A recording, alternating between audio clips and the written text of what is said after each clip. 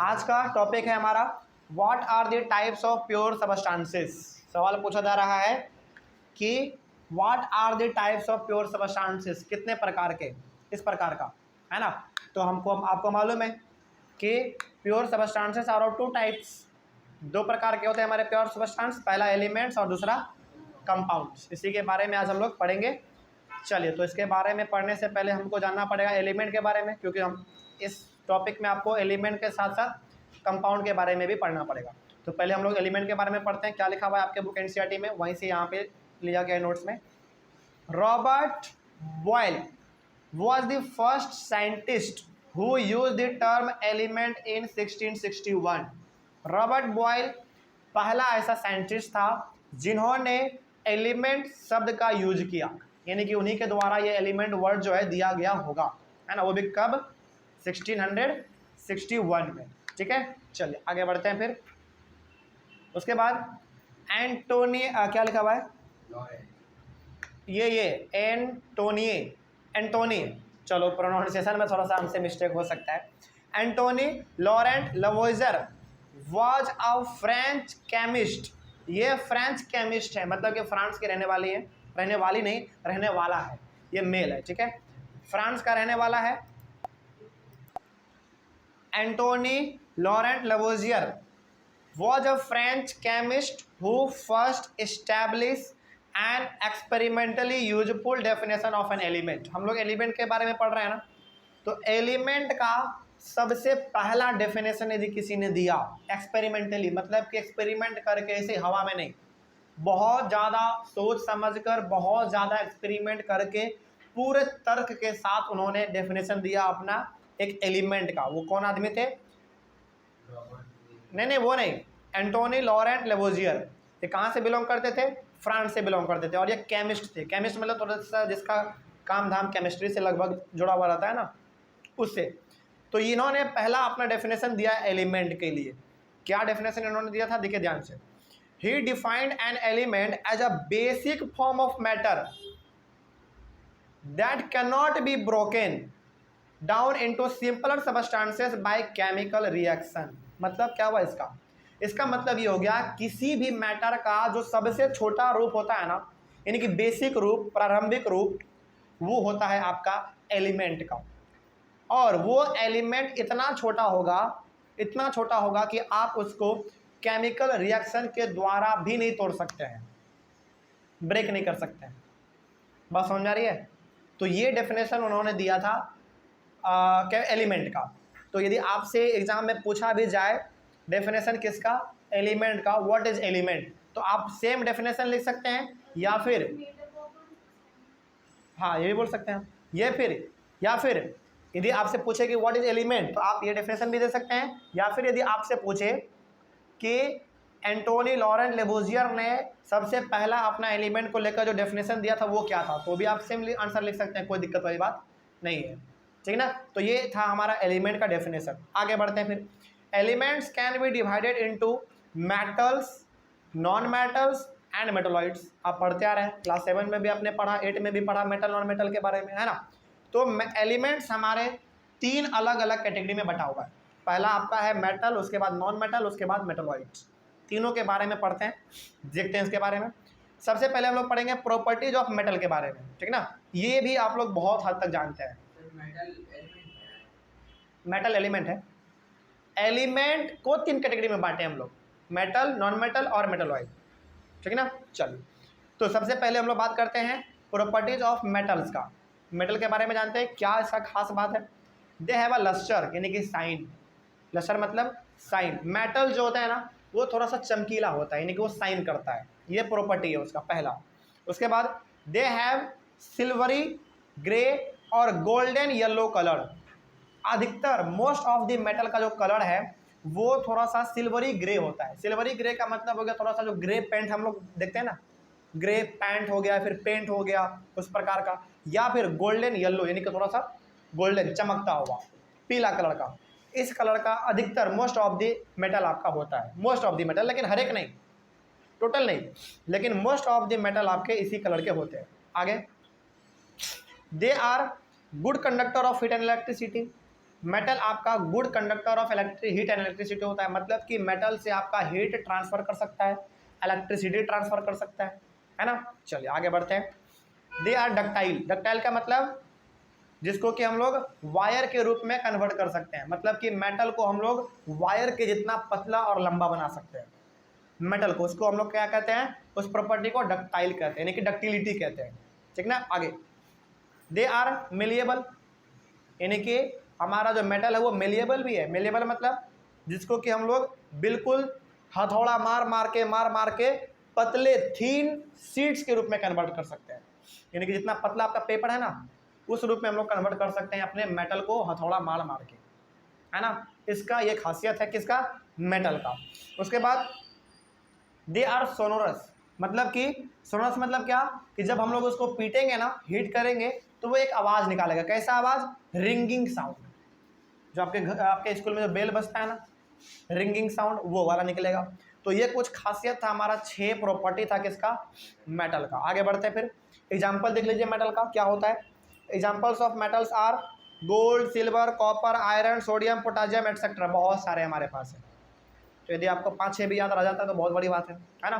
तो ये आपका हो गया प्रॉपर्टीज ऑफ मेटल्स, इसका एग्जाम्पल भी आपने देख लिया। एक और खास बात यहाँ पे लिखा हुआ है कि mercury is the only metal that is liquid at room temperature, मतलब कि मरकरी भी आपका एक मेटल है, लेकिन मरकरी क्या है आपका, रूम टेम्परेचर पे लिक्विड रहता है। मतलब कि ये जो हमारा रूम है ना, इसका जो नॉर्मल टेम्परेचर है अपना, इस टेम्परेचर पे आपका मरकरी किस रूप में रहता है, लिक्विड रूप में रहता है। इसके अलावा मरकरी के अलावा सारा का सारा आपका कैसा है, सॉलिड है, मेटल।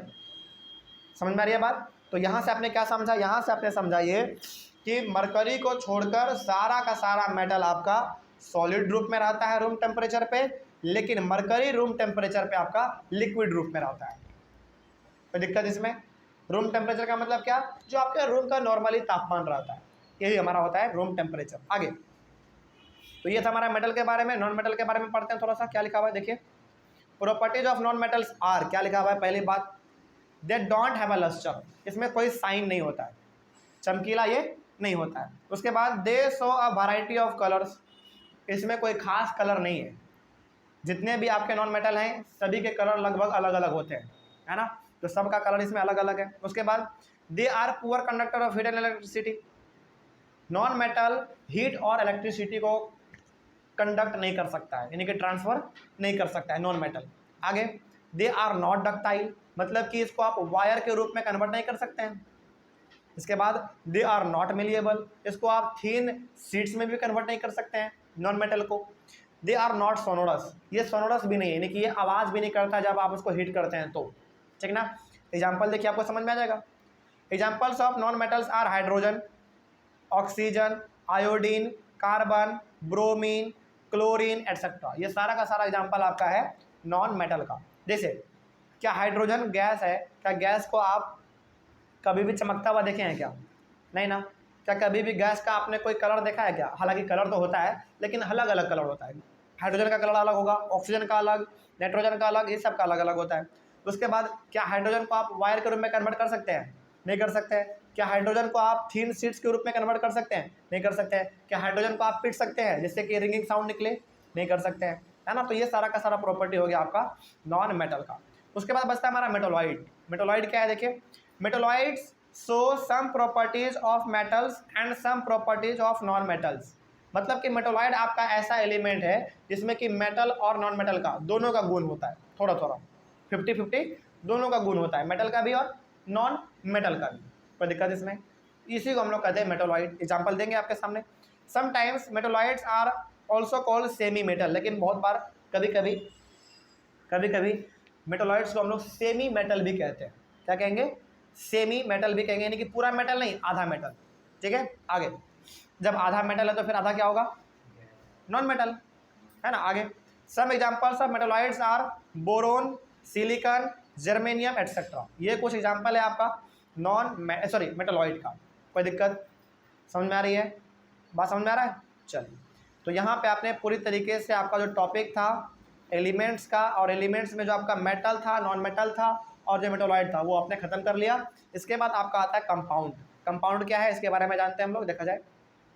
कंपाउंड क्या है? A compound is a substance which is made up of 2 और more elements chemically combined with one another in a fixed proportion.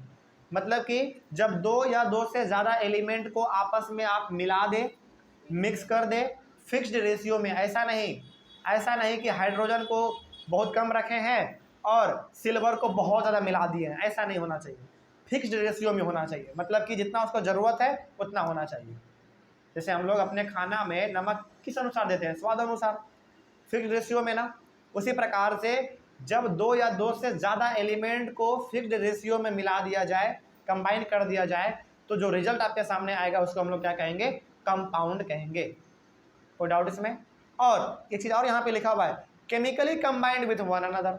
Chemically combined मतलब, केमिकली कंबाइंड का मतलब ये हो गया कि उसको आप फिजिकल प्रोसेस से अलग नहीं कर सकते।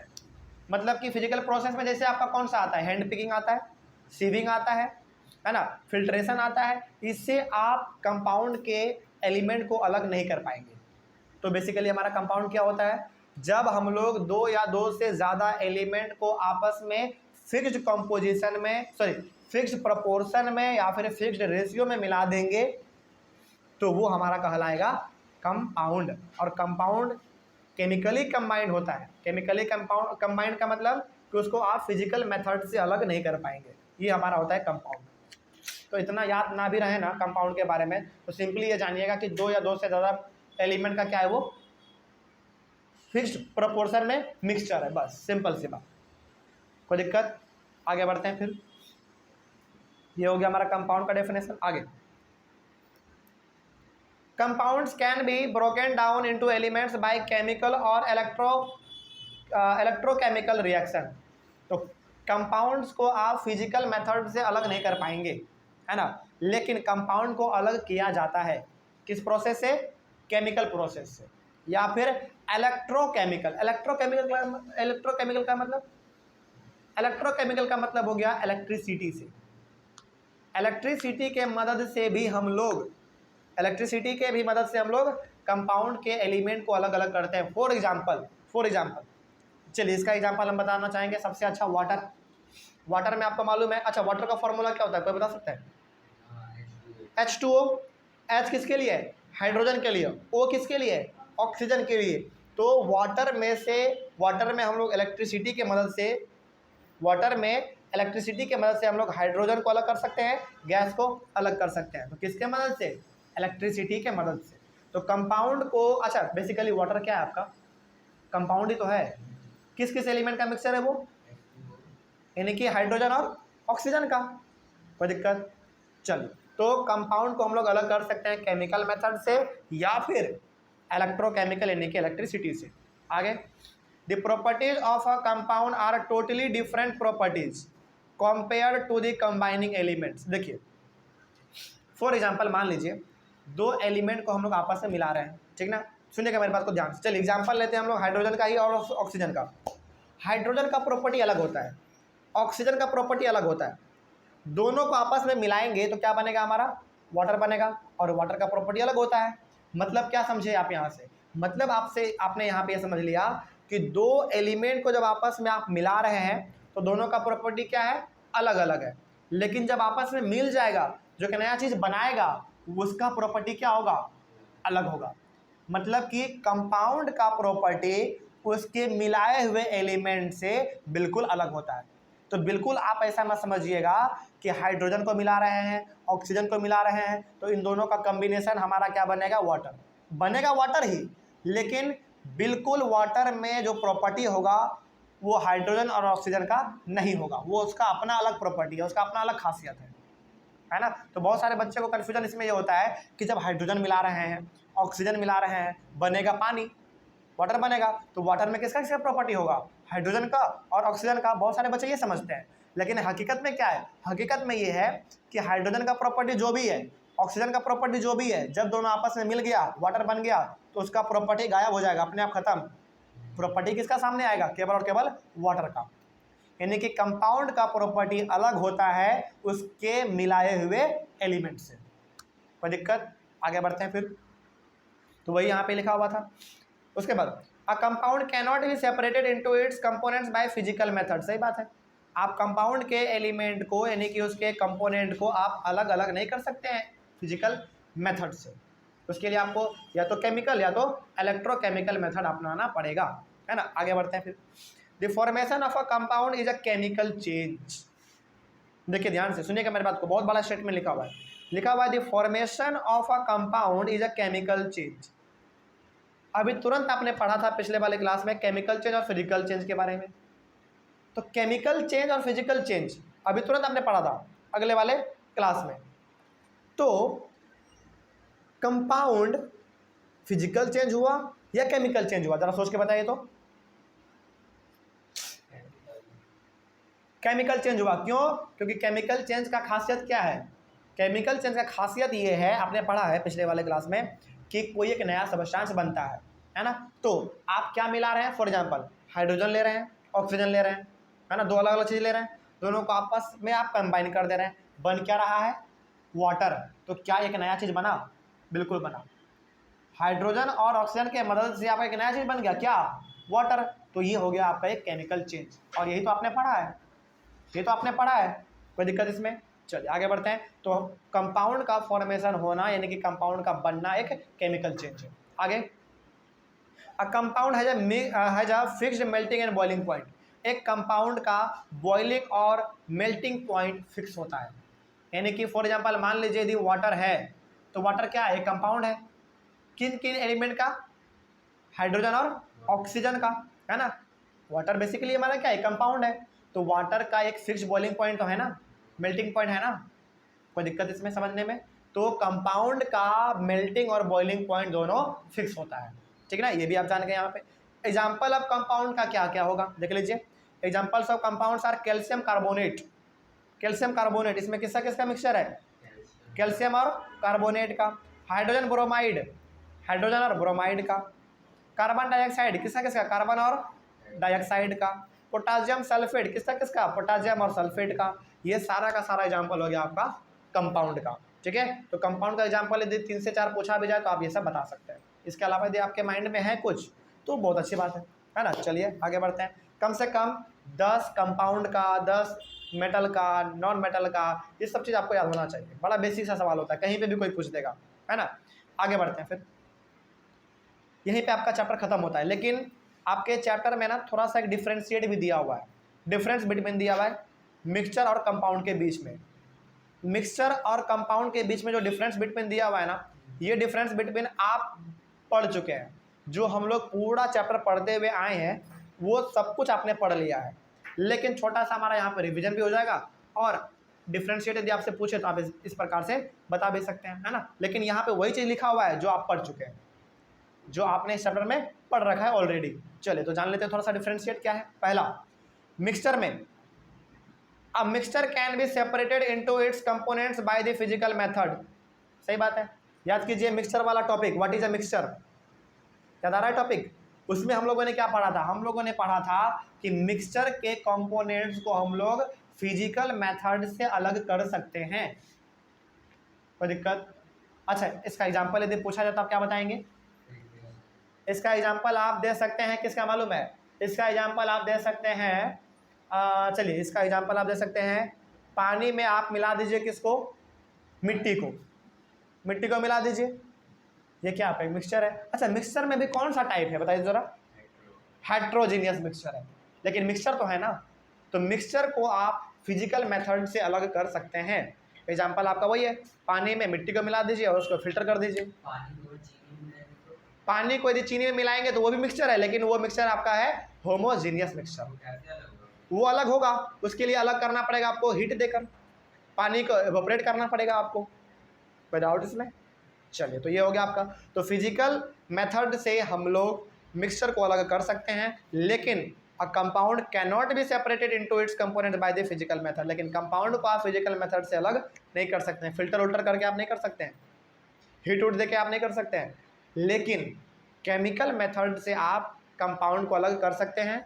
अच्छा, अभी तुरंत हमने आपको बताया था कि कंपाउंड को हम लोग किन किन मेथड से अलग कर सकते हैं? केमिकल और इलेक्ट्रोकेमिकल मेथड से, ठीक है। ये हो गया आपका पहला डिफरेंशिएट। आगे, a mixture shows the properties of its components. Mixture में आप जो जो चीज़ कंपोनेंट मिलाएंगे ना, उसका स्वाद आपको मिलेगा, यानी कि उसका प्रॉपर्टी आपको देखने को मिलेगा। एग्जाम्पल के तौर पे यदि आप पानी में चीनी मिला रहे हैं तो आपको पानी का भी स्वाद मिलेगा और चीनी का मिठास भी मिलेगा।